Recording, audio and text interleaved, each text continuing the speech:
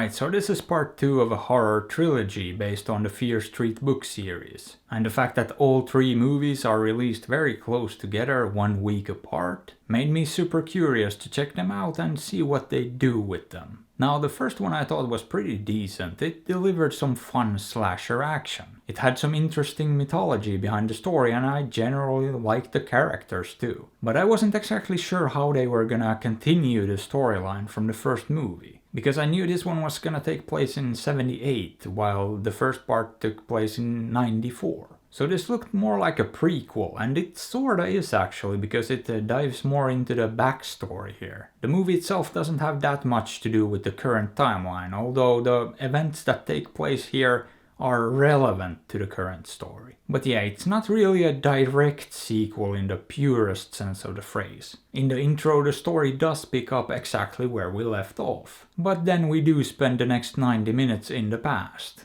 Essentially with a character retelling what happened back then, except we see the events play out in real time. Did I make it too confusing? Don't worry, it's not actually confusing in the movie. And when it comes to the actual story here, we get pretty much more of the same as the first movie. Except I gotta say, to a large part, this actually felt a bit more tame and more PG than the first one. And considering this is also R-rated, it rarely felt like it. It felt like it wanted to be PG-13. And like a lot of the scenes were shot and edited to get a PG-13 rating. Now they do throw in some slightly more explicit content as well, but not that much of it. I mean, there's not that much profanity, a lot of the gore is actually off-screen and there's virtually no nudity. So I gotta say, I feel like they could have taken advantage of that rating a little bit more. Now, when it comes to the overall story here, I thought it was fine and worked perfectly well. I didn't really have any significant issues with it, and yeah, it complemented the first movie well. I had also been wondering how they were gonna tie this to the third installment, which is gonna take place in 1666, and they found a way to do it that felt okay. It made enough sense to work, and I think it's gonna feel seamless enough when part 3 actually comes out. Now, when it comes to the characters here, I didn't like them quite as much as the ones in the first movie. They were okay, I didn't dislike them, but they did feel a bit bland in comparison. I also feel like the humor here was very lackluster compared to the first one, which I actually thought was often fairly amusing, but this one rarely was. So in that regard, I do feel like this one is a slightly less compelling and entertaining movie. I also noticed that the editing felt very different, and the editing was something I very much liked about the first movie. But here it's not as snappy and energetic and not as fun, and yeah, I just wasn't that impressed. So I figured they had hired another editor, but turns out, nope, it's still the same person.